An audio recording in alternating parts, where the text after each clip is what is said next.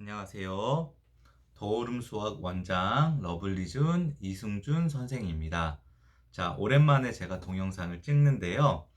음, 제가 사실 바쁘기도 했지만, 좀 다이어트를 해서 이 코로나 때문에 살이 굉장히 많이 쪘거든요. 저도 운동을 못하고 해서.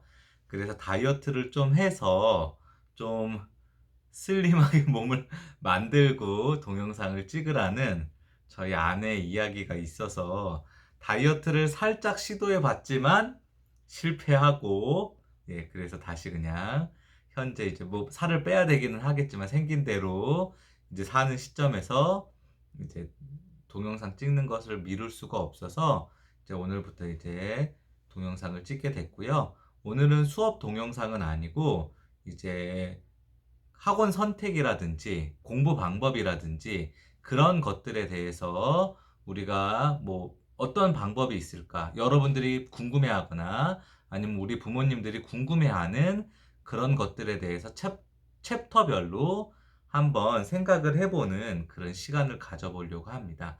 제가 이제 여러 동영상이나 그런 설명회 같은 거를 보면 참 자료를 잘 만들죠. 그쵸? 근데 저는 이 똥손이라서 이제 컴퓨터 기술도 잘 없고 이제 PPT나 그런 걸 잘 못 만들어서요. 제가 이렇게 종이로 만들어 왔습니다, 여러분. 자, 첫 번째 여기 뭐라고 써 있냐면요. 자, 첫 번째 오늘 이야기해 볼 거는 과연 어떤 학원에 보내야 할까요? 란 주제를 일단 처음 이야기를 해 볼 건데요.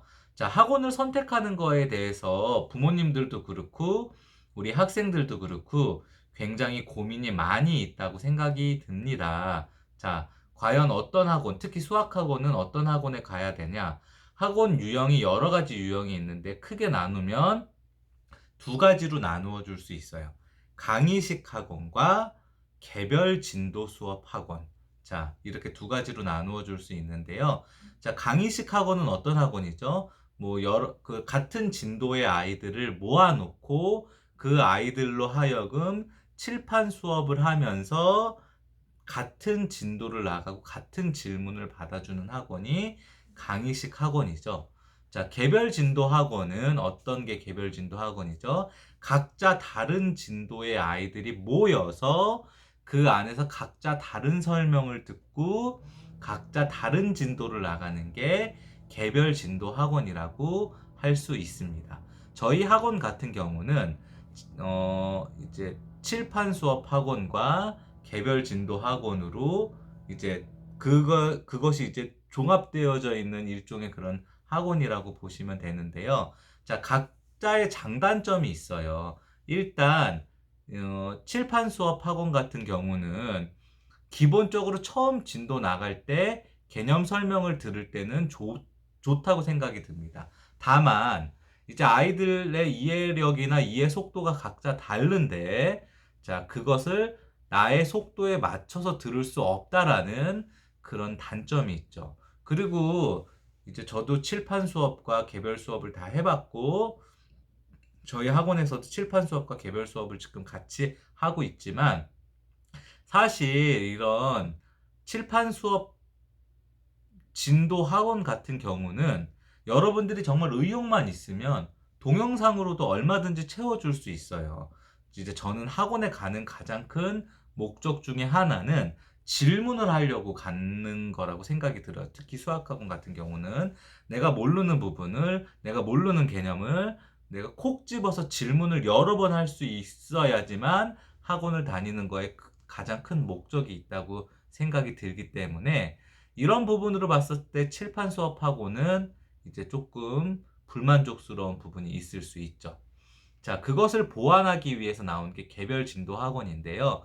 이제 많은 부모님들이 이제 불만을 가지고 있는 부분 중에 하나가 만약에 뭐 1시간이다. 그럼 그 1시간의 시간이 뭐 4명, 5명의 아이들에게 진도가 각자 다르기 때문에 n분의 1로 나누어져서 실제로 우리 아이한테 돌아가는 뭐 시간은 1시간에 뭐 10분 내지는 20분 정도밖에 주어지지 않는다고 이제 고민을 하시고 아이가 뭐 묻혀서 뭐 정말 두세 시간 동안 문제만 풀다 온 아이도 있을 수 있고 그런 여러 가지 불만을 가지고 있습니다. 그것도 역시 마찬가지이고요. 이 개별 수업 학원이 잘 돌아가려면 정말 강사의 역량이 굉장히 중요합니다. 선생님이 얼마만큼 많은 지식을 가지고 빨리빨리 문제를 풀어주고 빨리빨리 개념 설명을 해줄 수 있느냐에 따라서 이 개별 수업 학원의 승패가 갈린다고 저는 생각이 들어요.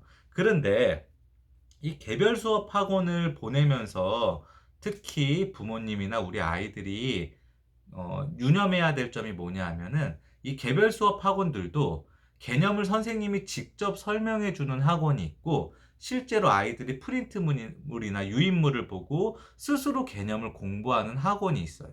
그렇게 두 가지로 나누어지는데 저는 절대적으로 본인 스스로 유인물이나 프린트를 보고 개념을 공부하는 그런 개별 진도 학원은 조금은 피해야 되지 않나 싶은 생각이 들어요. 왜냐하면 아이들이 진도를 나간다는 거는 선행을 한다는 건데 그 선행을 나가는 것에 있어서 혼자서 프린트물을 보고 공부한다는 거는 굉장히 구멍 있게 공부할 수 있는 거기 때문에 개별 진도 학원 중에서도 그런 부분은 조금 피해서 가야 되지 않나 싶은 생각이 듭니다. 예, 여러 가지 학원들이 참 많이 있죠. 그리고 또 하나 제가 피해야 되는 학원들 중에 하나는 뭐 예를 들어 고등학생 기준으로 커리가 중간에 끊기는 학원은 피해야 된다고 생각이 들어요.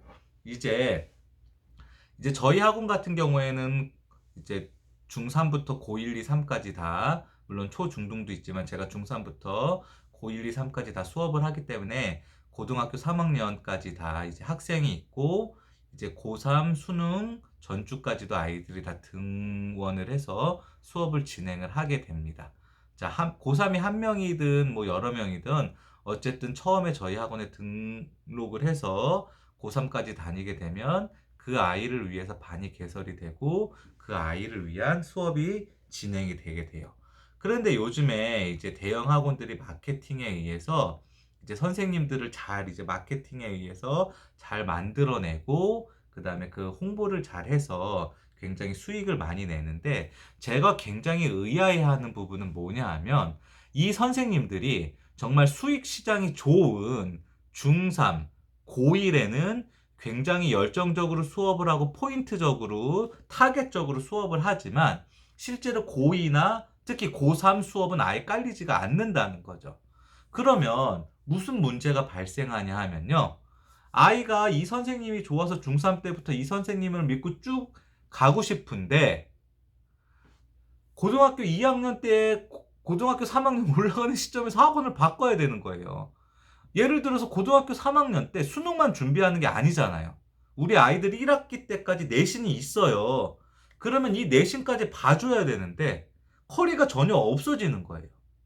저는 이거는 정말 아무리 이제 선생님들이 이제 물론 수익성도 중요하고 학원들이 수익성이 중요하다고 하지만 이거는 아니라고 생각이 들어요. 그래서 이런 커리의 학원은 이런 커리의 선생님은 저는 조금 피해야 되지 않나 싶은 생각이 듭니다. 그래도 정말 선생님이 아이에 대한 학생들에 대한 열정이 있으면 본인의 수익이 조금 떨어지더라도 고3까지 수업을 끌고 가야 되지 않나 싶은 생각으로 어떤 학원들이 있는지 어떤 학원에 보내야 되는지에 대해서 한번 이야기를 해봤어요. 뭐 여러 가지 이야기가 있을 수 있지만 그런 이야기는 나중에 또 한번 다시 해보도록 할게요. 자, 한 장 넘겨서 두 번째 주제인데요.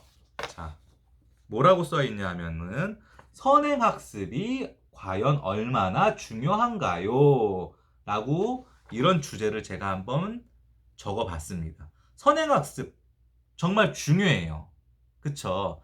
하지만 절대적인 가치는 아니라고 저는 생각을 합니다. 이제 선행학습이라는 거는 뭐예요? 예를 들면 초등학생이 중등과정이나 고등과정을 수업하는 거, 중학생이 고등과정을 수업하는 거를 우리가 선행학습이라고 보통 얘기를 해요. 그러면 뭐 사실 뭐 현재 교육에 대해서 제가 이제 왈가불가할 수는 없지만 초등학교도 중학교 1학년도 평가가 있다면 예전처럼 저 학교 다녔을 때 국민학교 시절처럼 평가가 있다면 부모님들이 이런 염려를 좀 덜 하실 거예요. 바로바로 실력이 나오고 바로바로 점수가 나오기 때문에 좀 더 현행에 치중할 수가 있겠죠. 그런데 평가가 아이들을 좋게 한다고 평가가 다 사라졌어요. 그러니까 이 실력에 대한 격차가 지역별로 더 커지게 되고, 그리고 아이들을 평가할 수 있는 방법이 없기 때문에 얼마만큼 진도를 많이 나갔느냐, 나가지 않았느냐에 따라서 아이의 실력을 평가하게 된다는 거죠. 그런데 저는 중학생이든 고등학생이든 실질적으로 선행학습, 물론 하면은 도움이 굉장히 많이 되지만 선행학습보다 제일 중요한 거는 해당, 그러니까 현행의 내신 점수라고 생각이 들어요. 중학생의 기준으로 보면 이제 2학년부터 시험을 보는데 1학년은 아예 자율학년제가 돼서 시험이 폐지가 됐죠. 2학년부터 시험을 보는데 2학년 1학기, 2학기, 3학년 1학기, 그리고 3학년 2학기는 또 다 준비를 안 해요. 입시가 끝났다 그래서. 3학년 2학기 기말까지 선행을 조금 더 하는 것보다는 해당 학년의 지필 시험을 완벽하게 90점 이상 100점을 맞을 수 있게끔 준비하는 게 저는 훨씬 더 중요하다고 생각이 들어요. 그렇게 해서 늘 완벽한 현행 공부를 한 아이들이 실질적으로 고등학교 갔을 때 등급이나 내신 점수가 훨씬 더 선행이 잘 돼 있으면서 점수가 좀 낮은 아이들보다 훨씬 더 등급과 점수가 잘 나오는 것을 볼 수 있습니다. 그런데 이거를 조금 지나서 선행학습이 일정적으로 필요한 아이들이 있어요. 수학에 대해서 너무 두려워하거나 겁을 먹는 아이들. 그러니까 완벽하게 선행을 할 필요는 없지만 그래도 어느 정도 일정 부분은 진도를 한번 나갔다가 돌아오는 게 이제 한번 배우고 이제 하는 게 도움이 될 수 있다는 거죠. 그쵸? 여러분 잠시만요. 죄송합니다. 모기가 모기가 자꾸 왔다 갔다 그래서 한번 봤어요. 저희 이 동영상은 편집이 없습니다. 네, 편집이 없어서 제가 이렇게 모기가 있나 보는 것도 다 이제 영상에 실리게 돼요. 아유, 중간에 말을 끊어서 죄송합니다. 음, 제가 자꾸 집중을 못하고 자꾸 쳐다본 게 모기가 왔다 갔다 그래서 그랬어요. 자, 어, 다시 얘기하면요. 너무 이제 그 수학에 대한 두려움이 있는 아이들은 선행을 뭐 중급이나 심화까지 할 필요는 없지만 그래도 전체적인 진도를 한번 나가보는 게 조금 수학에 대한 두려움을 줄여주는 하나의 방법이라고 생각이 들어요. 두 번째는 너무 중학교 때 학습이 안 되는 거죠. 너무 뭐 지필이든 뭐든 너무 학습이 안 되는 아이. 중학교 때 너무 사춘기도 심하게 오고 그래서 학습이 안 되는 아이는 어쩔 수 없어요. 그거는 뭐 백약이 무효합니다. 그러니까 그런 아이 같은 경우에는 혹시 고등 가서 정신 차리거나 고등 가서 승부를 볼 수 있기 때문에 애초 당시 공부 안 할 거 학원 가서 이해하든 이해하지 못하든 일단 선행이라도 나가라. 그렇게 하면 조금 효과가 있을 수 있겠지만 여러분들이 생각하는 것처럼 부모님이나 우리 아이들이 학생들이 생각하는 것처럼 선행학습이 이과 수학 뭐 문이과 통틀어서 특히 이과 아이들이 선행을 많이 하니까 이과 수학의 1등급의 절대적인 가치는 아니라는 거예요. 저는 그것보다는 현행의 퍼펙트한 점수가 훨씬 더 중요하다고 생각이 들어요. 이게 두 번째 관련된 이야기였고요. 자, 한 장 넘겨서 우리가 세 번째 이야기를 한번 해보면요. 이건 기네요. 자, 고등학교 수학 내신을 잘 받기 위해서 어떤 준비가 필요한가? 이거 잘 보이나요, 여러분? 고등학교 수학 내신을 잘 받기 위해서는 과연 어떤 준비가 필요하냐? 자, 이거에 대한 주제로 이야기를 해볼 건데요. 아까 이제 앞에서 이야기한 거랑 조금 연관성이 있는 이야기예요. 제가 이제 부모님들을 상담해보고 아이들을 가르쳐 보면 공부가 굉장히 잘 돼 있다고 자부하는 아이들, 뭐 선행이 미적분 심화까지 돼 있다고 확신하는 아이들이 실제로 고등학교 올라가서 고등학교 1학년 내신에서 2등급, 3등급을 받아옵니다. 네.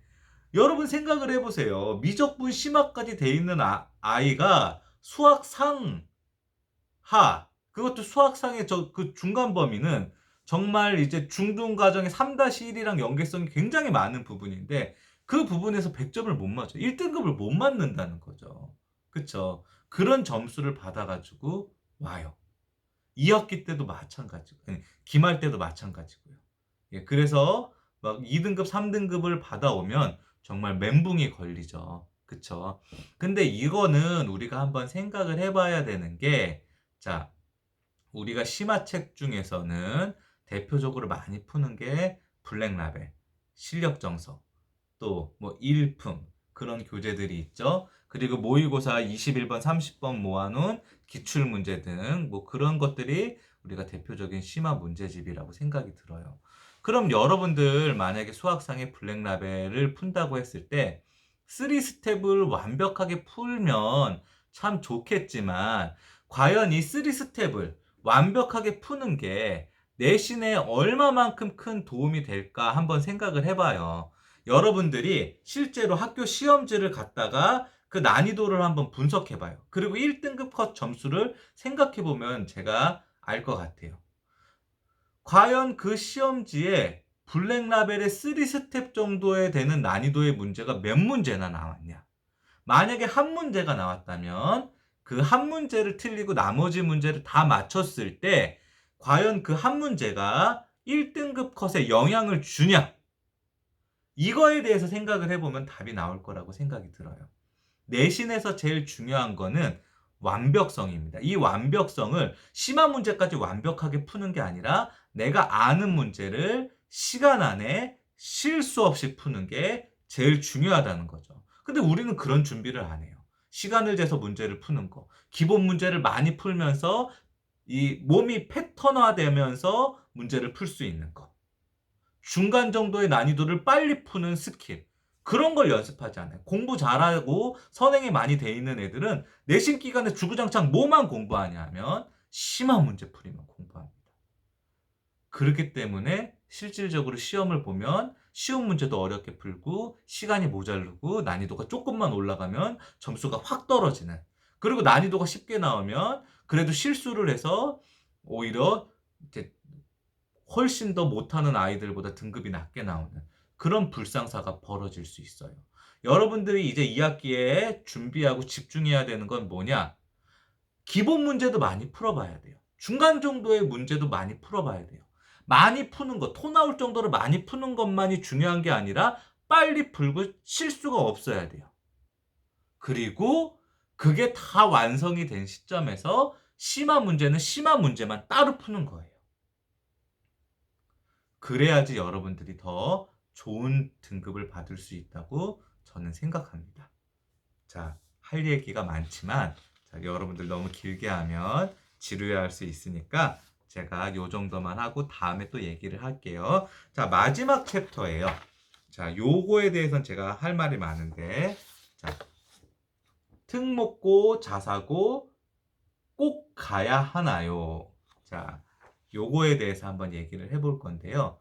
저는 이제 부모님들이 이제 상담을 오거나 하면 특목고나 자사고 또는 지역 자사고, 이 주변에 지역 자사고 뭐가 있죠? 중동 희문, 세화, 세화여고, 현대고, 이렇게 5학교가 있죠. 저는 뭐 특목고나 자사고나 지역 자사고를 가는 거에 대해서 일단은 반대적인 입장입니다. 자, 왜 반대적인 입장이냐 하면요. 여러분 과학고나 영재학교도 마찬가지예요. 만약에 이제 우리 아이나 또는 이거를 보는 학생들, 우리 여러분들이 내 꿈이 카이스트에 진학하는 거다 라고 생각하면 과학고나 영재학교를 꼭 가야 된다고 생각이 듭니다. 왜냐하면 카이스트는 일반고 TO가 굉장히 적어요.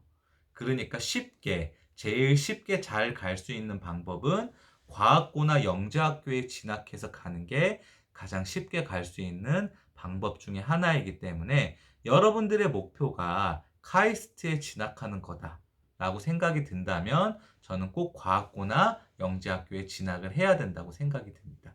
하지만 나의 목표가 카이스트에 진학하는 게 아니라 서울대, 여러분들이 소위 얘기한 스카이, 의치대에 가는 거다 라고 여러분들이 생각한다면 저는 절대 절대로 특목고에 가면 안 된다고 생각이 들어요.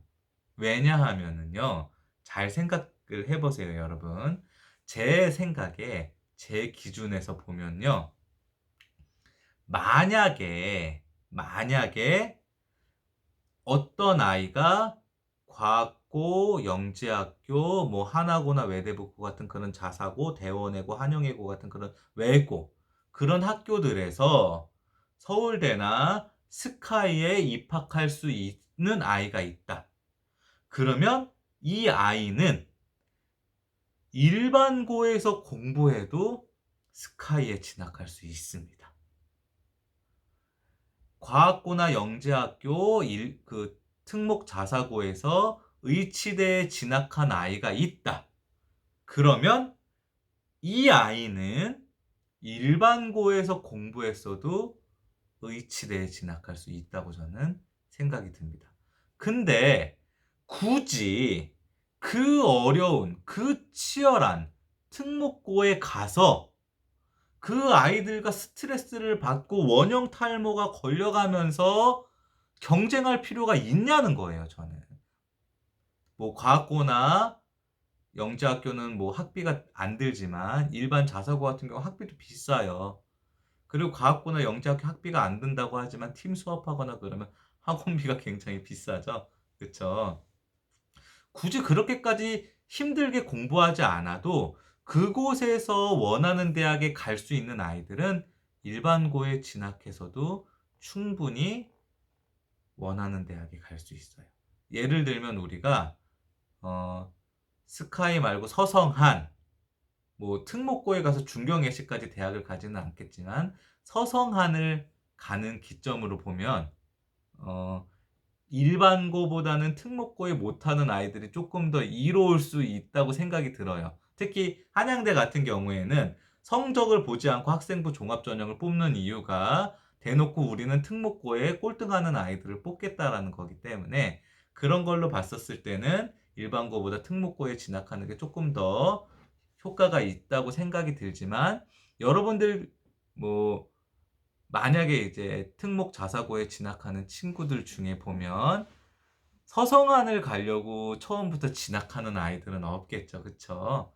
물론 뭐 대학에 저는 그렇게 큰 차이가 있다고 생각이 들지는 않지만 그렇기 때문에 저는 일반고에 진학하는 게 어떤 부분에서 봤었을 때는 더 좋은 픽이 아닌가 싶은 생각이 들어요. 두 번째, 지역 자사고도 저는 마찬가지라고 생각이 들어요. 너무나 뭐 지역 자사고라고 해서 지역 일반고, 특히 이제 강남 서초 지역을 보면 지역 일반고랑 지역 자사고랑 비교를 했을 때 극상위권의 차이가 그렇게 크게 난다고 저는 생각이 들지는 않아요. 다만 지역 자사고는 상위권과 중상위권이 굉장히 폭이 두텁고 지역 일반고는 극상위권과 상위권의 갭도 조금 있고 이 상위권의 그 지역 자사고보다는 좀 덜 두텁기 때문에 게 이제 차이가 있는 거지. 극상위권의 아이들이 뭐 지역 자사고는 더 많고 일반고는 더 적고 저는 그렇게 생각이 들지는 않아요.